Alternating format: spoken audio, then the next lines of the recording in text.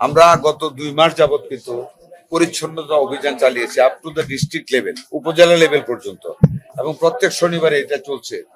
এটা দেখেন আপনারা, একটা ছোট্ট পোকা কুই দেওয়া যায় দেখাও যায় না, যা কামড় দিয়ে দেয় আর এটা সরে আসে।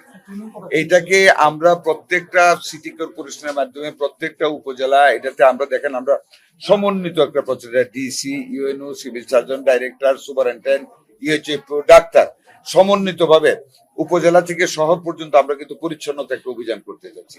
ফ্লাইং মশাগুলি মারা আমাদের সহজ, বাট লার্ভা যেগুলি পানিতে হয় এগুলিতে স্প্রে করলে থাকে না, স্প্রেতে ডাইলুট হয়ে যায়। সেইখানে একটা ট্যাবলেট বের হয়েছে, স্প্রে করতে হয়, সেটা বড় নিচে কিন্তু করা যাবে না। ছোট ছোট জায়গায় যেখানে লার্ভা জন্ম হচ্ছে, হাড়ি পাতিলের মধ্যে, নারিকেলের শুকরার মধ্যে, টায়ারের মধ্যে, এইগুলিতে একটা মানে মেডিকেলি অ্যাগ্রিড ডিস্টেন্সে এগুলি দিলে লার্ভাগুলি মরে যায় ট্যাবলেট দিলে।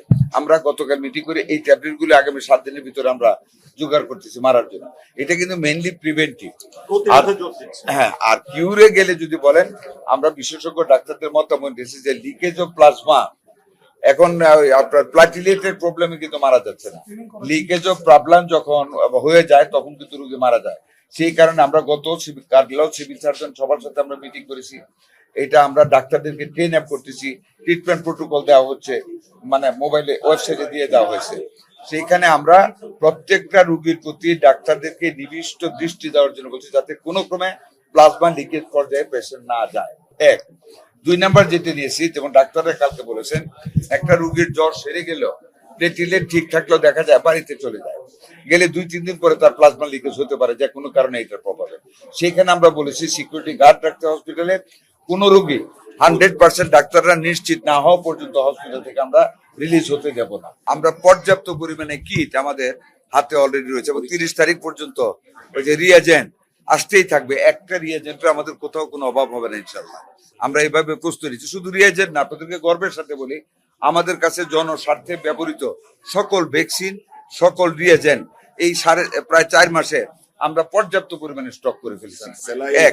স্যালাইন, আইভি ফ্লুইড আমাদের হাতে অলরেডি কয়েক লক্ষ স্যালাইন আছে, আরো পাইপলাইনে আছে। যত স্যালাইন দরকার, যত প্রকার স্যালাইন দরকার, যে কোনো টাইমে আমাদের সারা দেশে সাপ্লাই দিয়ে দেওয়া হয়েছে, এবং আমাদের স্টক আছে।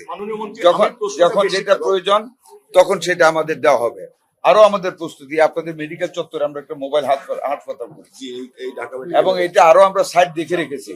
যদি আধিক্য হেতু রুগী যদি হসপিটালে জায়গা না করতে পারি, ডিসিসি নর্থ হসপিটালে বিশাল জায়গা আছে আমাদের, এবং মাঠে ফিল্ড হসপিটাল করে ফ্লোর উঁচা করে আমরা পর্যাপ্তভাবে রুগীদের সেবা দেবো ইনশাআল্লাহ, কোনো অসুবিধা হবে না। প্রাথমিক সেবাটা দেওয়ার জন্য আমরা অলরেডি উপজেলা লেভেল পর্যন্ত ট্রিটমেন্ট প্রোটোকল পাঠিয়ে দিয়েছি, এবং আমরা ইউনিয়ন পরিষদ চেয়ারম্যান, আমাদের ডাক্তার আগামী শুক্রবার দিন আমাদের মসজিদের জুম্মার পরে খতিবরা পর্যন্ত দিবে, জ্বর হওয়ার সাথে সাথে উপজেলা হাসপাতালে নিয়ে যেতে। এবং ডাক্তারদের বলা হয়েছে তারা আলটিমেট যেভাবে উপরে এসে ট্রিটমেন্ট দিবে, একইভাবে উপজেলা লেভেলে ট্রিটমেন্ট দেবে। সকল প্রিপারেশন আমরা নিয়েছি।